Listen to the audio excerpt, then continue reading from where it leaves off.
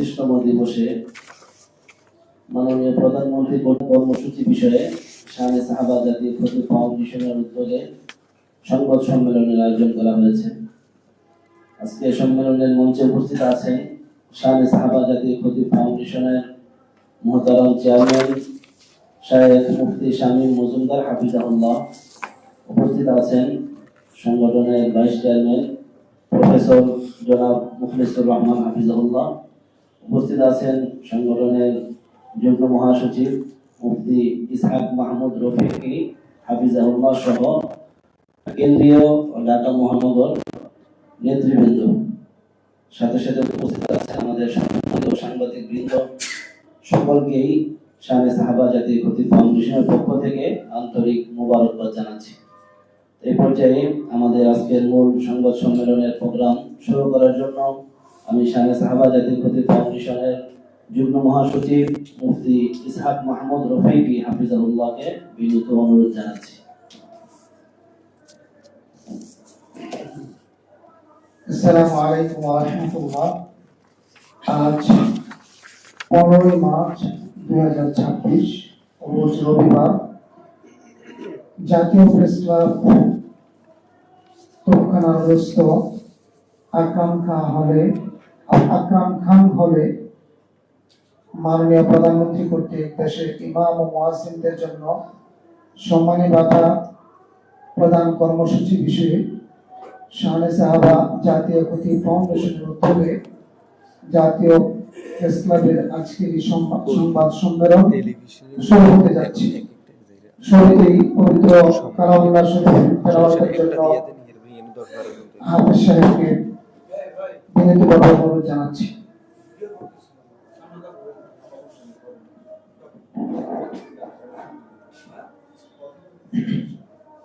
السلام عليكم ورحمة الله وبركاته.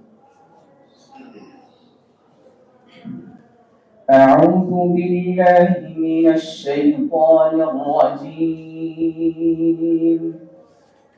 بسم الله الرحمن الرحيم.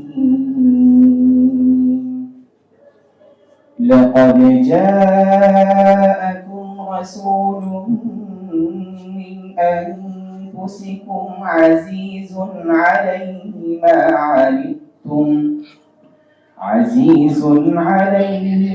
عنتم حريص عليكم بالمؤمنين رؤوف رحيم. فإن تولوا فقل حسبي الله لا إله إلا هو عليه توكلت وهو رب العرش العظيم. صدقت يا رب العالمين. السلام عليكم ورحمة الله.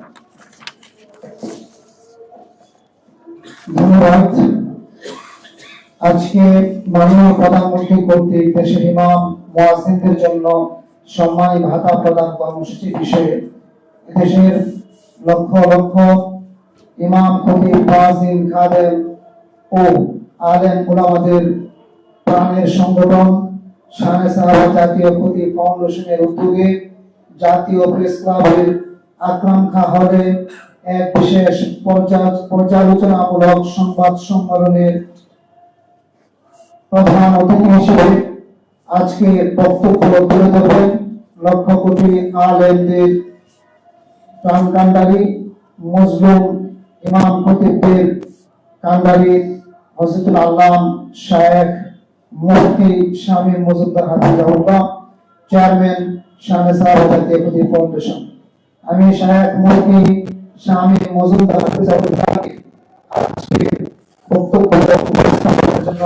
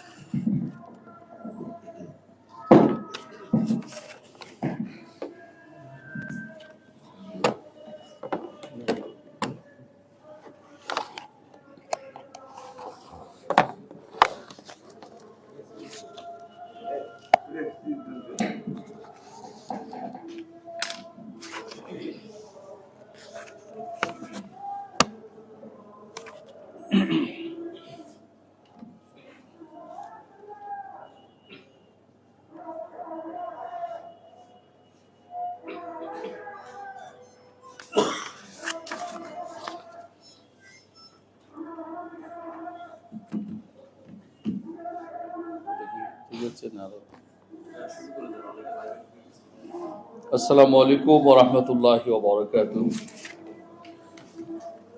বিসমিল্লাহির রহমানির রহিম। শুরু করছি পরম করুণাময় আল্লাহর নামে, যিনি অসীম দয়ালু এবং দয়াবান। আজকে জাতীয় প্রেস ক্লাব আকরাম খান হলে আয়োজিত ইমাম খতিবদের সবচেয়ে সক্রিয় এবং সর্ববৃহৎ প্ল্যাটফর্ম শানে সাহাবা জাতীয় খতিব ফাউন্ডেশন কর্তৃক আয়োজিত এই সংবাদ সম্মেলনে উপস্থিত প্রিয় সাংবাদিক বন্ধুগণ, উপস্থিত আছেন আমাদের নেতৃবৃন্দ, শানে সাহাবা জাতীয় খতিব ফাউন্ডেশনের নেতৃবৃন্দ, সকলকে আন্তরিক শুভেচ্ছা জানাচ্ছি। আজকে আমরা এই সংবাদ সম্মেলনটি খুব অল্প সময়ে সিদ্ধান্ত নিয়ে করেছি, কারণ গতকালকে আপনারা জানেন যে মাননীয় প্রধানমন্ত্রী তিনি দেশের ইমাম এবং মুয়াজ্জিনদেরকে সম্মানী ভাতা প্রদান কর্মসূচি তিনি উদ্বোধন করেছেন ওসমানী স্মৃতি মিলনায়তনে। তো এই মহৎ উদ্যোগের জন্য আমরা মাননীয় প্রধানমন্ত্রীকে ধন্যবাদ এবং কৃতজ্ঞতা জানাচ্ছি। তিনি দেশের সবচেয়ে সম্মানিত শ্রেণী ইমাম এবং মুয়াজ্জিনদেরকে নিয়ে তিনি ভেবেছেন। তার নির্বাচনী প্রতিশ্রুতি অনুযায়ী তিনি তার প্রজেক্টটি চালু করেছেন। ভালো কাজ যারাই করবে, আমাদের সংগঠনের নীতি আদর্শ হচ্ছে আমরা তাদেরকে সাধুবাদ জানাই, তাদেরকে আমরা সবসময় উৎসাহ প্রদান করি। বিশেষ করে মসজিদ এবং ইমাম খতিব, মুয়াজ্জিন, মুসল্লি, কমিটি, মোতাওয়াল্লি, এই সকল বিষয়ে ইতিবাচক ভূমিকা যারাই রাখবে, যেই কোনো ব্যক্তি কিংবা শ্রেণী রাখবে, আমাদের সংগঠনের নীতি আদর্শ হলো তাদেরকে উৎসাহ প্রদান করা, তাদেরকে সাপোর্ট দেয়া। তো মাননীয় প্রধানমন্ত্রী যেই উদ্যোগ গ্রহণ করেছেন, এটার জন্য তিনি আমাদের দেশবাসীর কাছ থেকে, আমাদের কাছ থেকে ধন্যবাদ পেতেই পারেন। এটা তার একটা মহৎ উদ্যোগ। আমরা মনে করি এই ধরনের উদ্যোগের কারণে তিনার ব্যক্তিত্ব এবং তার সংগঠনের, তার দলের, তার সরকারের ভাবমূর্তি উজ্জ্বল হবে। তবে আমরা পাশাপাশি আশঙ্কা বোধ করছি এবং আমরা এই কথাটা খুব গভীরভাবে অনুধাবন করতে পারছি যে মাননীয় প্রধানমন্ত্রীর এই সদিচ্ছা মাঠ পর্যায়ে বাস্তবায়নে অনেকটাই অনিয়মের মুখে পড়ে গেছে। এর কারণ হচ্ছে প্রধানমন্ত্রীর কার্যালয় থেকে যাদেরকে বা যারাই এই মহৎ উদ্যোগকে মাঠ পর্যায়ে বাস্তবায়ন করার জন্য কাজ করছেন, আমরা মনে করছি যে তারা যথাযথভাবে, যথাযথ মাধ্যমে ইমাম খতিবদেরকে এই সম্মানী প্রদানে তারা সঠিকভাবে লিয়াজো মেনটেন করতে পারেননি। যেখানে যোগাযোগ করা দরকার, যাদের সাথে এই সম্মানী বাস্তবায়নে যাদের সাথে যোগাযোগ রক্ষা করা দরকার, তারা সেটা করেননি বলে আমাদের কাছে মনে হয়েছে।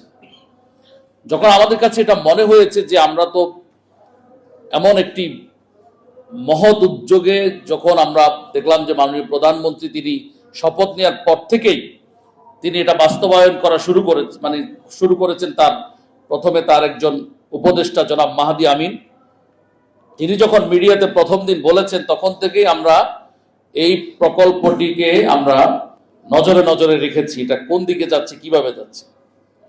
তা আমরা দেখলাম যে সর্বপ্রথম ইসলামিক ফাউন্ডেশন হঠাৎ করে একটা বিজ্ঞপ্তি ছেড়েছে গত মাসের 24 তারিখে। তারা ইমাম খতিবদের ডাটা নেওয়া শুরু করেছেন, কিন্তু আনফরচুনেটলি তাদের এই ডাটা নেওয়া শুরু করার যেই একটা কর্মসূচি, ইমাম খতিবদের ডাটা কালেকশন করতেছেন, এটা তাদের ইসলামিক ফাউন্ডেশনের অফিসিয়াল পেজ থেকেও আমরা দেখতে পাইনি, ওয়েবসাইটেও, তাদের প্রাতিষ্ঠানিক ওয়েবসাইটেও আমরা দেখতে পাইনি। তা আমাদের কনফিউশন হলো, আমরা জিজ্ঞেস করলাম তাদেরকে, মাননীয় ডিজি মহোদয়কে, কেন এটা হলো, আপনাদের অফিসিয়ালি তো কোনো ঘোষণা আসলো না, তাহলে ইমাম মুয়াজ্জিনদের ডাটাবেজ কালেকশন করছে আপনাদের ফিল্ড সুপারভাইজাররা, কারণ কি? তখন আমি ডিজি মহোদয়কে ফোন করি হলো 26 তারিখ গত মাসের, আর তাদের এই বিজ্ঞপ্তি প্রকাশ পেয়েছে হলো কত তারিখ? 24 তারিখে। দুদিন পরে আমি ফোন করার আধা ঘন্টা পরেই তারা তাদের পেজ থেকে মাগরিবের আধা ঘন্টা পরে কিংবা 1 ঘন্টা পরে তারা এটা তাদের পেজে দিয়েছে, অফিসিয়াল পেজে। তখন ইমাম খতিবরা একটা আশায় আছে, যেহেতু দীর্ঘ বছর যাবত ইসলামিক ফাউন্ডেশন তদারকি করে ইমাম খতিবদেরকে ধর্ম মন্ত্রণালয়ের নির্দেশনায়, এবারও ইমাম খতিবগণ ভেবেছিলেন যে ধর্ম মন্ত্রণালয়ের মাধ্যমেই ইসলামিক ফাউন্ডেশন নিশ্চয়ই তাদের ডাটাবেজ কালেকশন করবে এবং তথ্য সংগ্রহ করে মাননীয় প্রধানমন্ত্রীর এই মহৎ উদ্যোগে তারা শরিক হবে, অর্থাৎ গ্রামীণ জনপদের যে ইমাম মুয়াজ্জিনগুলো আছেন, খতিবগুলো আছেন, তারা আশায় বুক বেঁধেছিলেন তাদের ওই শ্রেণীতে, গ্রামীণ জনপদের ইমাম খতিব মুয়াজ্জিন শ্রেণীতে এমন এমন ইমাম খতিব আছেন, মুয়াজ্জিন আছেন, যারা নগদ টাকায় কখনো মসজিদের বেতন নিতে পারেন না। বছরে মানুষ দান করে, ওই দান থেকে কিছু কিছু মসজিদের জন্য দান করে, সেই দানের ফসল থেকে ওগুলা বাজারে বিক্রি করে এমন এমন ইমাম আছেন, মুয়াজ্জিন খতিব আছেন, তারা সেগুলো বাৎসরিকভাবে ওই দানগুলো বিক্রি করে তারা তাদের পারিশ্রমিক উসুল করেন। এরকম আছেন। বহু মসজিদ বাংলাদেশে আছে যেখানে ইমাম মুয়াজ্জিনের বেতন দেওয়া তো দূরের কথা, ওই এলাকার মানুষ কারেন্ট বিল পর্যন্ত দিতে পারে না অভাবের তাড়নায়। এমন মসজিদও বাংলাদেশে আছে। এমন মসজিদ আছে যেখানে আপনার শৌচাগার নাই, ব্যবস্থা নাই, অজুখানা নাই, মানুষ দূর দূরান্ত গিয়ে অজু করে, মানে এত অভাব ওই মসজিদগুলোর। তাহলে আমরা মনে করি মাননীয় প্রধানমন্ত্রী তিনি যেই ইমাম খতিবদেরকে সম্মানী দিবেন, অনুদান দিবেন বলেছেন, আমাদের কাছে মনে হচ্ছে তিনার সম্ভবত ধারণা তিনি ওই সকল ইমাম মুয়াজ্জিনদেরকে দিতে চেয়েছেন যেই সকল ইমাম মুয়াজ্জিনগণ অসচ্ছল, এবং ওই জনপদের ইমাম মুয়াজ্জিনদেরকে তিনি দিতে চেয়েছেন যেখানে ইমাম মুয়াজ্জিনদেরকে ওই এলাকাবাসী, মহল্লাবাসী সঠিকভাবে বেতন ভাতা দিতে পারে না। এটাই সম্ভবত মাননীয় প্রধানমন্ত্রীর অভিপ্রায় ছিল। কিন্তু আমাদের সকলের, দেশবাসীর সবার ধারণা ছিল যে মানে ইমাম মুয়াজ্জিনরা যারা অসচ্ছল তারা এবার বুঝি প্রধানমন্ত্রীর কাছ থেকে একটা অনুদান পাবে, তাদের ভাগ্যের সম্ভবত পরিবর্তন হচ্ছে, আর্থিকভাবে তারা সম্ভবত সচ্ছলতার মুখ দেখছেন। কিন্তু আমরা দেখেছি এটাকে ভুল প্রমাণ করে গতকালকে ওসমানী স্মৃতি মিলনায়তনে এমন এমন ইমাম খতিবগণ সেখানে তালিকাভুক্ত হয়েছেন, আমরা ভিডিওর মাধ্যমে দেখেছি, আমরা ছবির মাধ্যমে, পিকচারের মাধ্যমে দেখেছি যে ইমাম খতিব যারা সেখানে মাননীয় প্রধানমন্ত্রীর হাত থেকে কয়েকটা কার্ড গ্রহণ করেছেন 5,000 টাকা দামের, সেই কার্ড যারা গ্রহণ করেছেন ওই ইমামের কোটির দিকে আমি লক্ষ্য করেছি, এই কোটির দাম আছে সম্ভবত 3,000 টাকা।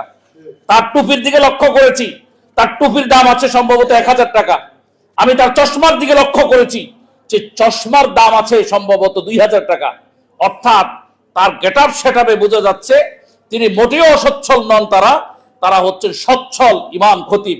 তাহলে আমার কথা হচ্ছে, যদি মাননীয় প্রধানমন্ত্রী একসাথে দেশের সব ইমাম মুয়াজ্জিনকে ভাতা দিতেন, সেখানে সচ্ছল ইমাম খতিবগণ পেলে, মুয়াজ্জিনগণ পেলে আমাদের কোনো আফসোস নাই, সবাই পাবে। এটা যেহেতু সবাইকে দিচ্ছে, সবাই পাক। কিন্তু যেহেতু ওনারা ওনাদের অপারগতা স্বীকার করে, একজন উপদেষ্টা বলেছেন, মাননীয় প্রধানমন্ত্রীর উপদেষ্টা, যে তারা এখন সবাইকে দিবে না, পাইলট প্রকল্প হিসেবে তিনারা প্রথমে প্রত্যেক ইউনিয়নে একটা মসজিদকে তারা দিবেন, এরকম বলেছেন।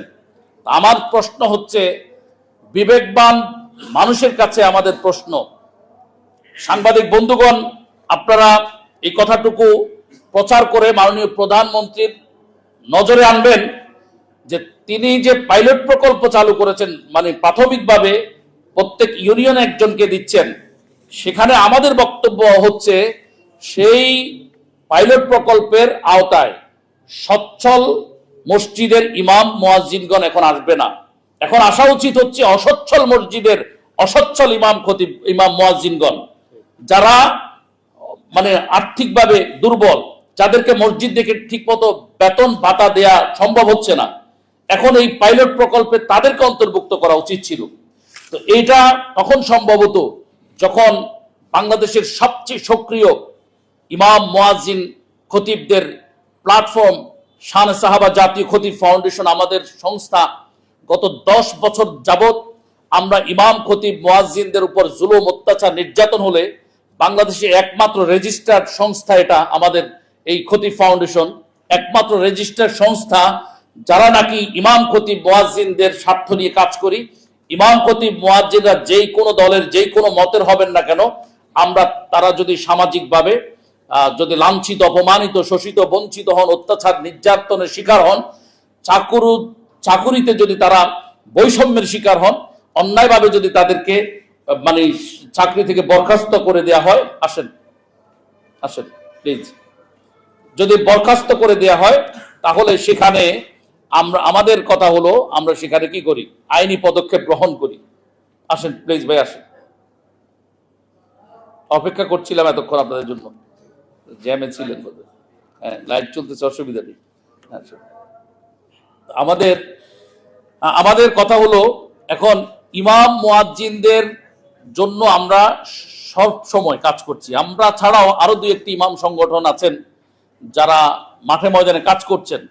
তাহলে মাননীয় প্রধানমন্ত্রীর এই মহৎ প্রকল্পে যারা এটা পরিচালনা করছেন, তাদের উচিত ছিল কি? তাদের উচিত ছিল প্রকৃত ইমাম সংস্থা যারা আছে, প্রকৃত ইমাম খতিব মুয়াজ্জিনদের প্রতিনিধিত্বকারী সংগঠন, সংস্থা, প্ল্যাটফর্ম যেগুলো আছে, সেগুলোকে এখানে ইনভলভ করা দরকার ছিল। কিন্তু আমরা দেখেছি গতকাল ওসমানী স্মৃতি মিলনায়তনে যে মাননীয় প্রধানমন্ত্রী সেখানে পলিটিক্যাল কানেক্টেড অনেক আলেম ওলামাকে সেখানে তাদের প্রোগ্রামে তাদেরকে দাওয়াত করা হয়েছে, কিন্তু প্রকৃতার্থে ইমাম খতিবদের প্রতিনিধিত্ব করে এমন একটি সংগঠনকেও, একটি সংস্থাকেও সেখানে তাদেরকে ইনভাইট করা হয়নি। এটা খুবই দুঃখজনক। আমি মাননীয় প্রধানমন্ত্রীর মনোযোগ আকর্ষণ করার জন্যই কিন্তু আজকে আমরা এই সংবাদ সম্মেলন ডেকেছি। কারণ ইমাম খতিব মসজিদ হলো এটা সবচেয়ে সম্মানিত একটি জায়গা। এখানে যদি যথার্থ উপায়ে কাজ না করে আমরা যদি এসি রুমে বসে বসে আমরা আশপাশের 2-1জন আলেম মৌলবী ডেকে যদি আমরা এত বড় একটা প্রকল্পকে আমরা বাস্তবায়ন, প্লিজ আসেন, প্রকল্পকে যদি আমরা বাস্তবায়ন করতে চাই, তাহলে এটা দুঃখজনক হবে। আমি আপনাদের কাছে মানে প্রশ্ন রাখতে চাই যে দেখেন, ধরেন এখানে চিকিৎসা বিষয়ক একটা প্রোগ্রাম হচ্ছে, চিকিৎসা বিষয়ক, স্বাস্থ্য বিষয়ক প্রোগ্রাম হচ্ছে, মেডিকেল বিষয়ক প্রোগ্রাম হচ্ছে। সেই মেডিকেল বিষয়ক প্রোগ্রামে কি মানে পরিবহন সেক্টরের লোক দিয়ে কি সেই প্রোগ্রাম করা সম্ভব? সম্ভব না। যদি সে পরিবহন সেক্টরের প্রোগ্রাম হয়, তাহলে স্বাস্থ্য বিষয়ক, মেডিকেল বিষয়ক লোকজন দিয়ে কি সেটা সম্ভব? মোটেও সম্ভব নয়। তাহলে ইমাম খতিব মুয়াজ্জিনদেরকে বেতন ভাতা দিবে, সম্মানী দিবে মাননীয় প্রধানমন্ত্রী, এটা খুব খুশির খবর, এটাকে আমরা সাধুবাদ জানাই। কিন্তু সেই প্রজেক্ট, সেই প্রকল্প বাস্তবায়নে কেন প্রকৃত ইমাম সংস্থাগুলোকে না রেখে, প্রকৃত খতিব ইমামদের মানে প্রতিনিধিত্বকারী কোন প্ল্যাটফর্মকে না রেখে কেন সেখানে পলিটিক্যাল কানেক্টেড আলেম ওলামারা মাননীয় প্রধানমন্ত্রীর ডানে বাঁয়ে সামনে এভাবে কেন তারা গিরগির করছে? কেন? এটা কি জন্য হবে? এটা খুবই দুঃখজনক। কারা করেছেন এটা? এটা নিশ্চয়ই মাননীয় প্রধানমন্ত্রী হয়তোবা জানেন না। আমরা জানানোর জন্যই কিন্তু আজকে এই সংবাদ সম্মেলনের আয়োজন করেছি। আজকের সংবাদ সম্মেলন থেকে আমরা স্পেসিফিক ভাবে কয়েকটি দাবি উত্থাপন করছি আপনাদের মাধ্যমে। আমরা খুবই আশা রাখি, আমাদের মনের বড় আশা যে আজকের এই দাবিগুলো মাননীয় প্রধানমন্ত্রীর নজরে আসবে। আর আসলে তিনি তো মাত্র দায়িত্ব পালন শুরু করেছেন, রাষ্ট্রের দায়িত্ব মাত্র নিয়েছেন এবং তিনি আগামী দিনে নেতৃত্ব দিবেন। তাহলে আগামী থেকে যেন তিনি সতর্ক হন এবং তিনার এই প্রকল্পগুলো বাস্তবায়নের জন্য প্রকৃত ইমাম খতিবদের প্রতিনিধিত্বকারী সংস্থাগুলোকে যেন মূল্যায়ন করা হয়, তাদের পরামর্শ গ্রহণ করা হয়। আমরা ইনভেস্টিগেশন করে দেখেছি, আমরা জেনেছি যে এত বড় একটি মেগা প্রকল্প ইমাম খতিব মুয়াজ্জিনদেরকে ভাতা দিবে, ইমাম মুয়াজ্জিনদেরকে, এখানে ইসলামিক ফাউন্ডেশনের পরামর্শ গ্রহণ করা হয়নি বলে তারা আমাদেরকে জানিয়েছেন। তাহলে কেন? ইসলামিক ফাউন্ডেশন তো অন্তত এখানে ইনভলভ হতে পারত। তা আজকে আমি আমার সাংবাদিক বন্ধু আপনাদের মাধ্যমে আজকে আমরা এই শানে সাহাবা জাতীয় খতিব ফাউন্ডেশন কর্তৃক আয়োজিত আজকের এই সংবাদ সম্মেলন জাতীয় প্রেস ক্লাবের আকরাম খান হলে অনুষ্ঠিত হচ্ছে। এই সংবাদ সম্মেলন আমরা এজন্য করছি যে ইমাম মুয়াজ্জিনদেরকে যেই ভাতা মাননীয় প্রধানমন্ত্রী দিচ্ছেন, সেই ভাতা গতকালকে ওসমানী স্মৃতি মিলনায়তনে উদ্বোধন করা হয়েছে। সেখানে আমরা দেখতে পেয়েছি যে ইমাম মুয়াজ্জিনদেরকে সবাইকে না, আপাতত পাইলট প্রকল্প হিসেবে প্রত্যেক ইউনিয়নে একজন ইমামকে, মুয়াজ্জিনকে, খাদেমকে ভাতা দেয়া হচ্ছে। এখানে একটা প্রশ্ন আছে, ইমাম যদি ভাতা পায়, যদি মুয়াজ্জিনও ভাতা পেলেন, খাদেমও ভাতা পেলেন, তাহলে খতিব কি অপরাধ করেছেন? খতিবও তো এই মসজিদের একজন দায়িত্বশীল। প্রশ্ন এসেছে নানা দিক থেকে যে খতিবদেরকে কেন বঞ্চিত করা হলো, কারা করেছে? এই দায়িত্ব, এই প্রকল্প থেকে খতিবদেরকে বাদ দেওয়া এটা উচিত হয়নি। কারণ একটা মসজিদের কিন্তু মানে শৃঙ্খলা এবং একটা মসজিদের উন্নয়নের পিছনে সবচেয়ে বড় ভূমিকা কিন্তু একজন খতিবের, তিনি মিম্বার থেকে নেতৃত্ব দেন। সুতরাং আমরা মনে করি তাদেরকে অন্তর্ভুক্ত করা দরকার। দ্বিতীয়ত কথা হচ্ছে যে এই যে প্রকল্পটি মানে বাস্তবায়ন করা হচ্ছে, এখানে আমরা ইনভেস্টিগেশন করে দেখেছি এই প্রকল্পে প্রকৃত অসচ্ছল ইমাম মুয়াজ্জিনদেরকে অন্তর্ভুক্ত করা হয়নি। এখানে শহরের বিলাসবহুল মসজিদগুলোর অনেক ইমাম মুয়াজ্জিনদেরকে এখানে অন্তর্ভুক্ত করা হয়েছে, যেটা দুঃখজনক। এখানে যেহেতু ইমাম খতিবদের সবাইকে দিচ্ছে না মাননীয় প্রধানমন্ত্রীর এই অনুদান, দিচ্ছে হচ্ছে পাইলট প্রকল্প হিসেবে কোন কোন মসজিদে, তাহলে উচিত ছিল প্রথমে ওই মসজিদগুলোকে সিলেক্ট করা যেগুলো গ্রামীণ জনপদের অত্যন্ত অসচ্ছল মসজিদ, যেই মহল্লার, যেই পাড়ার মানুষগুলো তাদের ক্যাপাসিটি নেই, তাদের সামর্থ্য নেই যে তারা ইমাম মুয়াজ্জিনদেরকে মানে পর্যাপ্ত উপযুক্ত একটা বেতন ভাতা দিতে পারবে, এরকম সামর্থ্য যাদের নেই, যেই সকল মানে এলাকার, সেই সকল এলাকার ইমাম মুয়াজ্জিনরা এই পাইলট প্রকল্পের অন্তর্ভুক্ত হলে এটা হতো সবচেয়ে বড় ইনসাফ, কিন্তু এটা হয়নি।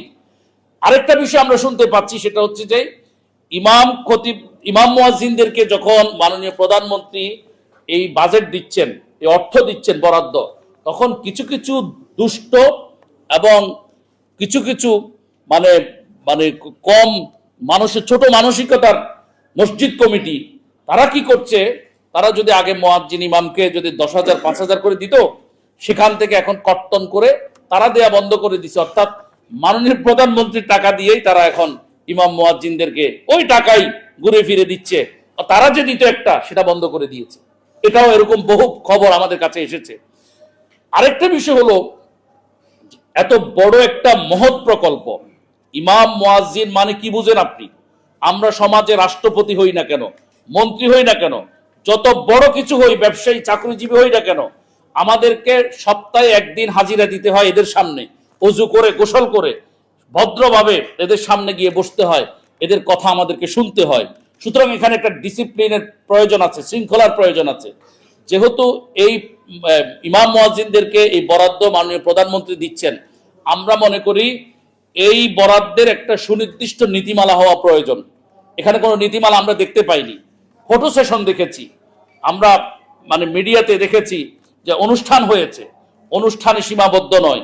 এখানে একটা সুনির্দিষ্ট স্পেসিফিক লিখিত নীতিমালা লাগবে যে এই টাকা কোথা থেকে দেয়া হচ্ছে, কাকে দেয়া হচ্ছে, কোন কোন ক্যাটাগরিতে দেয়া হবে এবং কারা কারা পাবে, তারা পাচ্ছে কিনা, কনফার্মেশন আছে কিনা, সবকিছু মিলিয়ে একটা নীতিমালা আমরা সরকারের কাছে দাবি করছি, এটা দিতে হবে।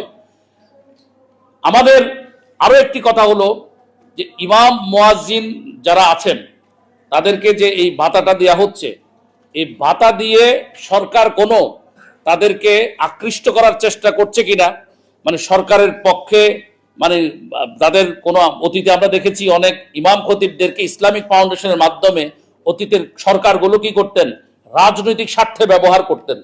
এই ধরনের কোনো দুরভিসন্ধি আছে কিনা, থাকলে এটা পরিহার করতে হবে। কারণ ইমাম খতিবরা অনুদান চায় নাই। ইমাম খতিবরা যেটা সর্বপ্রথম চান সেটা হচ্ছে তাদের সামাজিক নিরাপত্তা এবং অধিকার, মর্যাদা।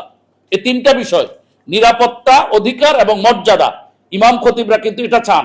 ইমাম খতিবরা মানে অনুদান এটা তাদের প্রথম চাওয়া নয়।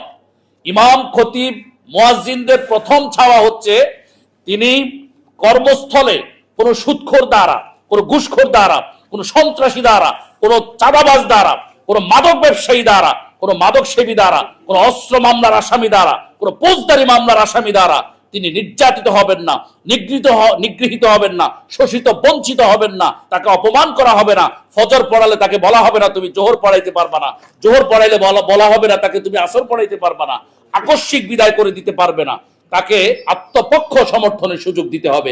ইমাম, মুয়াজ্জিন, খতিব, খাদেমদের এটাই হচ্ছে সর্বপ্রথম চাওয়া। এজন্য আমরা সরকারের কাছে অনুরোধ করব যে অনুদানের প্রকল্পের এই বিষয়টাকে যেমন প্রকাশ করা হয়েছে, হাইলাইট করা হচ্ছে, ঠিক এর চাইতে বড় করে আমাদেরকে নিশ্চয়তা দিতে হবে যে কর্মস্থলে, মসজিদের খুতবায় আমরা সুদের বিরুদ্ধে যেন কথা বলতে পারি, ঘুষ, সন্ত্রাস, মাদকের বিরুদ্ধে যেন আমরা কথা বলতে পারি। আর এগুলো বলতে গেলে যেন আমাদের উপর কোনো অত্যাচার, নির্যাতন, নিপীড়ন যেন নেমে না আসে, আমাদেরকে যেন আকস্মিকভাবে বিদায় করে দেওয়া না হয়। সরকারকে এটা মানে খুবই জমকালোভাবে আয়োজন করে মাননীয় সরকার প্রধান, মাননীয় প্রধানমন্ত্রীকে ঘোষণা করতে হবে যে ইমাম খতিব মুয়াজ্জিনরা মিম্বারে এসব অন্যায় অনিয়মের বিরুদ্ধে কথা বলবে, তাদেরকে আকস্মিকভাবে বিদায় করা যাবে না। ডিসিদেরকে পাওয়ার দিতে হবে, ইউএনওদেরকে পাওয়ার দিতে হবে, জেলা পুলিশ সুপারকে পাওয়ার দিতে হবে, অফিসার ইনচার্জকে পাওয়ার দিতে হবে। যখনই এইসব হক কথা সত্য উচ্চারণ করবে ইমাম খতিব মুয়াজ্জিনগণ, আর এটা করতে গেলে যখন তাদের উপর অত্যাচার, নির্যাতন নেমে আসবে, তখন তারা গেলেই যেন ইউনো তাদেরকে হেল্প করে, গেলেই যেন অফিসার ইনচার্জ হেল্প করে। আমি আপনাদেরকে অত্যন্ত দুঃখের সাথে জানাচ্ছি, গত ইন্টারিম সরকার আমাদের প্রস্তাবনার মুখে পড়ে, তারা আমাদের অনেক আন্দোলন সংগ্রামের মুখে পড়ে গত ইন্টারিম সরকার মসজিদ ব্যবস্থাপনা নীতিমালা 2025 গ্যাজেট করে দিয়ে গেছে। কিন্তু আমি যখন বিভিন্ন জেলা প্রশাসককে ফোন করি যে মাননীয় জেলা প্রশাসক, আমার একজন ইমাম আপনার কাছে গেছে, তার এই হেল্প লাগবে, তাকে আইনি সাপোর্ট দিতে হবে, সরকার আমাদেরকে গ্যাজেট করে দিয়েছে, এটা আপনার দায়িত্ব। তখন জেলা প্রশাসকগণ আমাকে বলেছেন, 15-20 জন জেলা প্রশাসক, তাদের সাথে আমি কথা বলেছি, তারা আমাদেরকে বলেছেন গ্যাজেট হয়েছে সত্য, কিন্তু এখনো পর্যন্ত গ্যাজেটের স্পেসিফিক কোন নির্দেশনা মন্ত্রী পরিষদ বিভাগ থেকে, সচিব থেকে আমি পাইনি। সুতরাং আমি কিভাবে মানে আপনাদেরকে হেল্প করতে পারি? আমি যেটা হেল্প করতে পারি সেটা হচ্ছে ডিসি হিসেবে হেল্প করতে পারি। কিন্তু আমরা তো মানে এই যে বাংলাদেশ গ্যাজেট, এই যে আমি গ্যাজেটের কপি নিয়ে এসছি, এখানে আমার সাইন শুদ্ধ আছে, ধর্ম মন্ত্রণালয়ের সচিবদের সাইন আছে, এটা আমার সাইন, এই যে এখানে এটা আমার সাইন, আর এগুলো হচ্ছে সচিবদের সাইন। এখানে আমাদেরকে মসজিদ ব্যবস্থাপনা নীতিমালা দেয়া হয়েছে, যেটা আমাদের 54 বছরের স্বপ্ন ছিল। কিন্তু দুঃখজনকভাবে এই গ্যাজেটের মানে মিডিয়াতে পাবলিশ করা হলেও এটার স্পেসিফিক কোনো নির্দেশনা ডিসিদের কাছে এখনো পৌঁছেনি। আজকের সংবাদ সম্মেলনের মাধ্যমে আমি মাননীয় সরকার প্রধান, মাননীয় প্রধানমন্ত্রীর কাছে অনুরোধ করব, আবেদন করব যে আপনি আপনার দায়িত্বশীল মন্ত্রণালয়কে বলে দেন যে দ্রুত যেন এই মসজিদ ব্যবস্থাপনা নীতিমালা কার্যকরে ডিসিদেরকে ব্যবস্থা নিতে, উদ্যোগ নিতে যেন তারা বলেন। এটা হচ্ছে আমাদের মাননীয় সরকার প্রধানের কাছে দাবি, মাননীয় প্রধানমন্ত্রীর কাছে। আজকে আমরা স্পেসিফিক কয়েকটি দাবি উত্থাপন করছি আপনাদের মাধ্যমে। আমরা চাই এই দাবিগুলো মাননীয় প্রধানমন্ত্রী তার নজরে আসবে এবং তিনি যথাযথভাবে ইমাম মুয়াজ্জিনদের এই অনুদান সম্মানী যে দিচ্ছেন, এটার পক্ষে তিনি যথাযথভাবে এই দাবিগুলো তিনি বাস্তবায়ন করবেন। আমাদের 1 নম্বর দাবি হলো প্রকৃত ইমাম, খতিব ও মুয়াজ্জিনদের যথাযথভাবে যাচাই বাছাই করে সম্মানী ভাতার তালিকা প্রস্তুত করতে হবে। শুধু ইমাম, মুয়াজ্জিন, খাদেম নয়, খতিবদেরকেও এই প্রকল্পের অন্তর্ভুক্ত করতে হবে। 2 নম্বর দাবি, প্রাথমিকভাবে অনুদান প্রদানে গ্রামীণ দরিদ্র জনপদের মসজিদ সমূহের অসচ্ছল ইমাম, খতিব ও মুয়াজ্জিনদেরকে অগ্রাধিকার দিতে হবে। 3 নম্বর দাবি হচ্ছে আমাদের স্থানীয় প্রশাসন, ইমাম, খতিব প্ল্যাটফর্ম ও সংশ্লিষ্ট কর্তৃপক্ষের মাধ্যমে স্বচ্ছভাবে তদন্ত করে প্রকৃত হকদারদের তালিকা প্রণয়ন করতে হবে। এক্ষেত্রে রাজনৈতিক বলয় কিংবা বিশেষ সিন্ডিকেটের প্রভাব মুক্ত হয়ে প্রকৃত ও সক্রিয় ইমাম, খতিব প্ল্যাটফর্ম এবং প্রশাসনের সমন্বয়ে একটি অর্থবহ কমিটি করতে হবে, যাতে যথাযথ উপায়ে এই অনুদান প্রকল্প বাস্তবায়ন করা যায়।